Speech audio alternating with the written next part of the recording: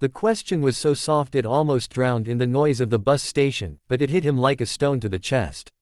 He looked up, expecting to see another rushed commuter, and instead found a little girl standing beside him, gripping the strap of a worn backpack. One leg of her jeans hung loose and empty, folded neatly and pinned up, and she balanced carefully on a small metal crutch that looked far too heavy for her. People passed them without slowing down. Some glanced. Most didn't. He opened his mouth to answer, and what he said next would change both their lives forever. Before the story unfolds, remember to like this video and subscribe to the channel, because sometimes the smallest moments carry the biggest lessons, and you won't want to miss how this one ends. Daniel hadn't planned to be at the station so early. Life as a single dad rarely followed plans. His morning had started with spilled cereal, a missing shoe, and his son Ethan asking, again, why his mom didn't live with them anymore. Daniel had no new answers, only the same careful words wrapped around old pain. He'd dropped Ethan at school with a forced smile and driven straight to the station, hoping the hum of strangers would quiet his thoughts before work. The bench was cold beneath him, his coffee already going lukewarm. When the girl asked her question, he noticed her eyes first. They were wide, steady, and braver than they had any right to be. She wasn't asking out of entitlement. She was asking the way someone asks after being told no too many times. Daniel shifted his bag without thinking. Of course you can, he said, moving aside to make space. You don't need to ask.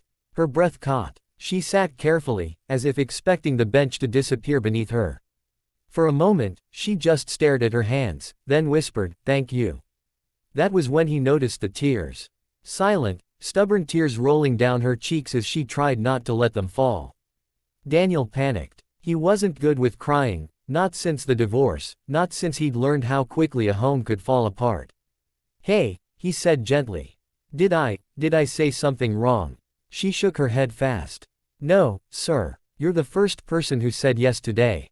The words settled between them, heavy and aching. Daniel felt something inside him crack open. "I'm Daniel," he said. "What's your name?" "Lena." They sat in silence for a while, the kind that doesn't feel awkward, just full. Lena wiped her face with her sleeve, embarrassed. People usually say the seat's taken. Even when it's not. Daniel frowned. Why would they do that? She shrugged, a motion too practiced for someone so young. They don't like sitting next to broken things. Daniel swallowed hard. "You're not broken." She looked at him then, really looked, as if weighing whether to believe him. "That's what my mom says," she replied. "But she has too." Something in her voice told him there was more. Daniel had learned, through years of bedtime talks with Ethan, that kids only share when they feel safe. So he waited. "I lost my leg when I was 6, Lena said quietly. "Car accident. My dad was driving." She paused, then added, "He didn't make it." Daniel closed his eyes for a second. Grief recognized grief instantly. "I'm so sorry." "It's okay," she said, though it clearly wasn't. "I'm going to the hospital today. For therapy. My mom's working, so I take the bus alone." "You're very brave," Daniel said. She smiled faintly. "People say that a lot. I'd rather just be normal." Daniel laughed softly, not unkindly. "Normal's overrated. Trust me." She giggled, and for a second she looked like any other child. Legs or no legs, pain or no pain. The announcement for Daniel's bus crackled overhead. He hesitated, checking the time. He was already late, but suddenly that felt unimportant. "My son would like you," he said. "He's 8. Talks too much. Thinks superheroes are real." "They are," Lena said seriously. "They just don't wear capes." Daniel smiled. "You're right." When Lena's bus arrived, she stood carefully, adjusting her crutch. "Thank you," she said again. "For letting me sit." Daniel surprised himself by standing too. "Anytime," he replied. "And Lena." "Yes. Next time someone says no, remember that it says more about them than it does about you." She nodded, eyes shining, and boarded the bus. Daniel watched until it disappeared, something warm and painful blooming in his chest. He didn't know why that moment mattered so much, but it did. Weeks passed. Life resumed its usual rhythm. Work deadlines, school pickups, frozen dinners. Then one evening, Ethan came home with a flyer. "Dad, can we go?" he asked. It was a fundraiser for children with disabilities, physical therapy programs, adaptive sports, prosthetic assistance.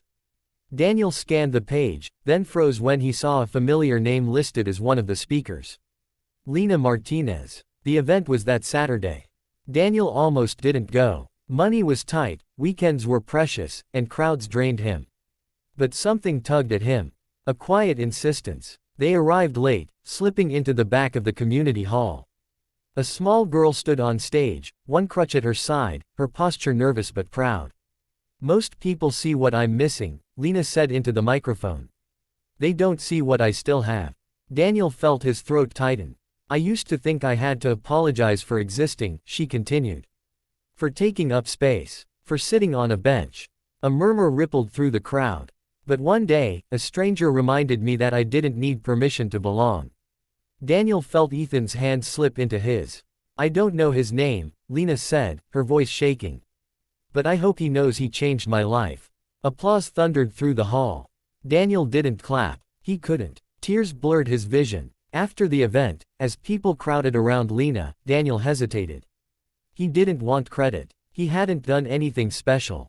He'd just said yes. But Lena saw him. Her face lit up, and she pushed through the crowd, tears spilling freely now. "You came," she said. Daniel knelt, hugging her gently. "I wouldn't miss it. My mom wants to thank you," Lena said, pulling him toward a tired woman with kind eyes and a gratitude that hurt to look at. "You reminded my daughter she matters," her mother said. "I can never repay that."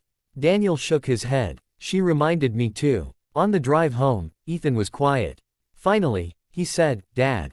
"Yeah, buddy. Mom left, but you didn't." Daniel gripped the steering wheel. "No, I didn't. And that girl," Ethan continued, "she was missing a leg.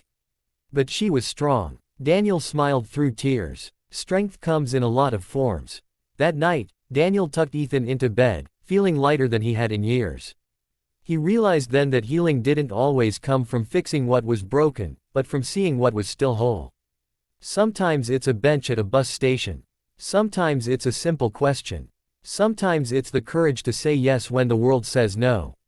If this story touched your heart, don't forget to like and subscribe. Because kindness doesn't need grand gestures, just open eyes, open hearts, and the willingness to let someone sit beside you.